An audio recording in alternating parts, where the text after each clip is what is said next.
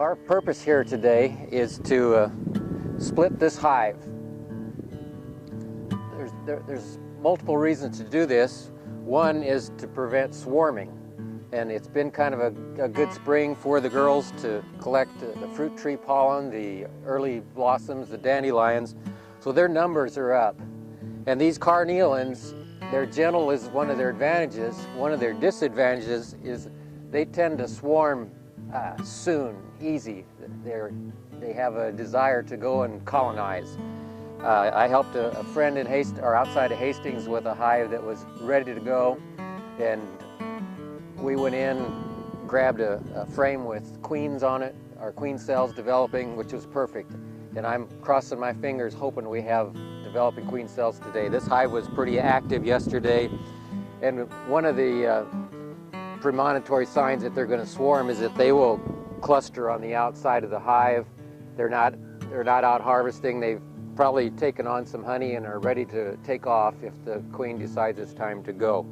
So we hit it right on Dan's hives. I hope we do it the same thing today.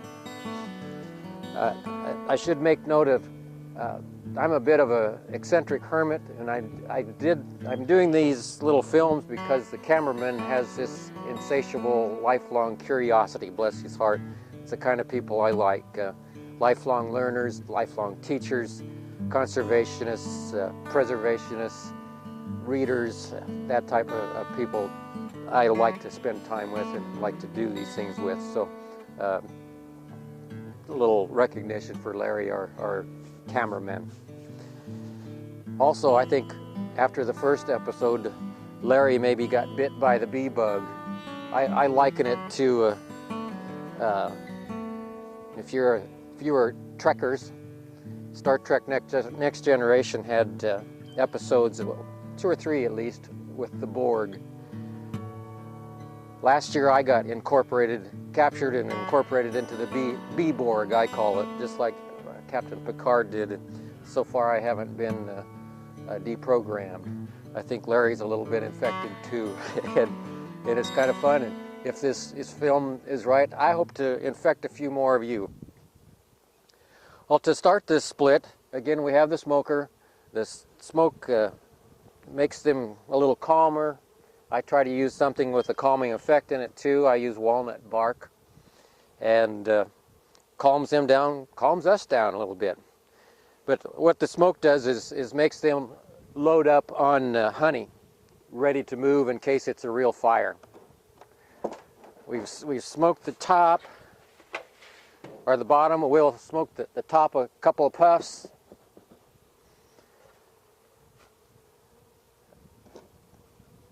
That's the inner cover. That came off easy because I had pried it off yesterday, sort of curious on what was happening in here.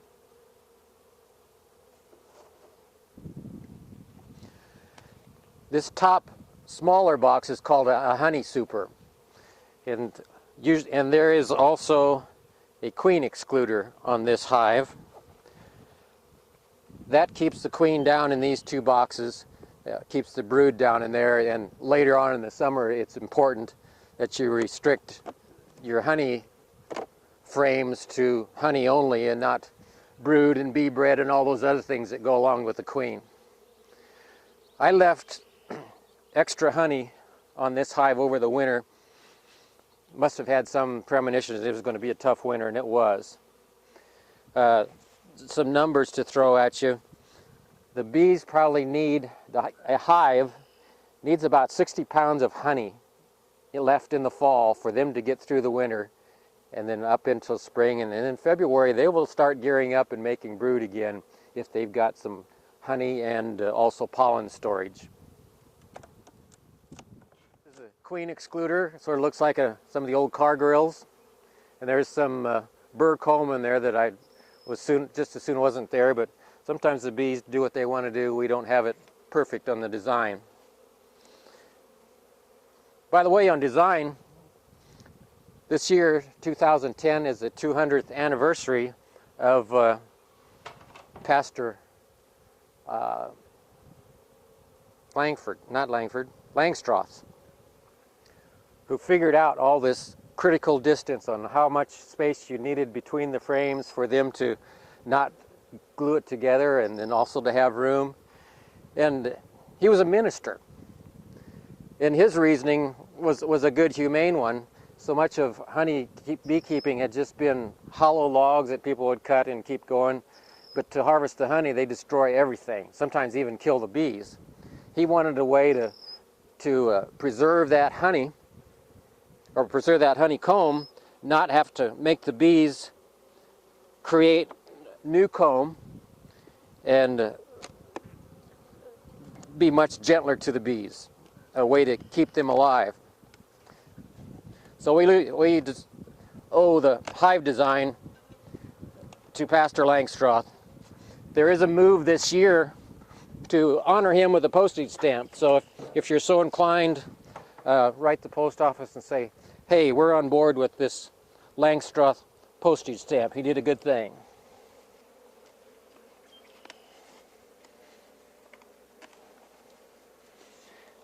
Now what I want to do is move this whole top box over to that third spot.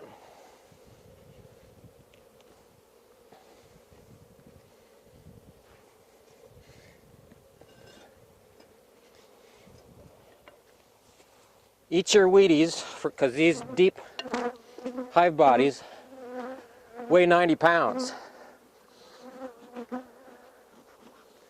I have enraged a sentinel. When you're working the bees, one of the hints are wear light-colored clothes, don't wear wool, wear cotton, preferably Egyptian Pima, 800 thread count. No, I'm kidding. But the lighter colored you are, and the less hairy and the more natural fibers, the less they think you're a bear or someone that's going to do some damage. So that's some of the prevention tips. Now let's try one more time. I'm going to try to move this whole, what we call a deep brood box. It is 9 5/8 inches high.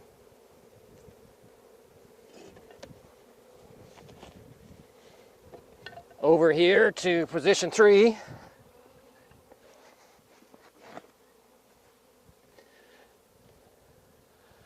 I purposely try to keep track that the front of the hive there will be the front of the hive here. They are somewhat organized inside to that entranceway.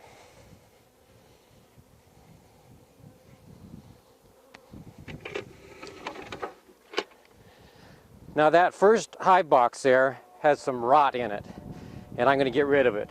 So I will be removing the frames from that completely. And I'll be putting this new hive box as its replacement in that spot there.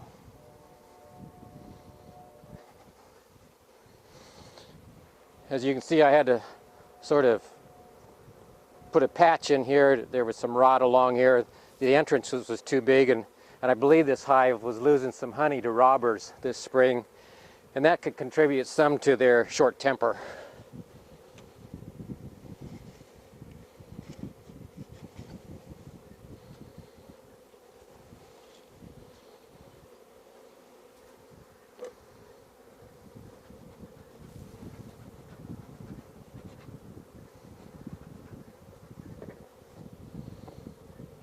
Another thing that sets them off is crushing a bee. That releases some of that same hormone that the sting does, and that makes the others think, well, this is a serious problem. I'm going to cheat here, folks, and taste a little honey.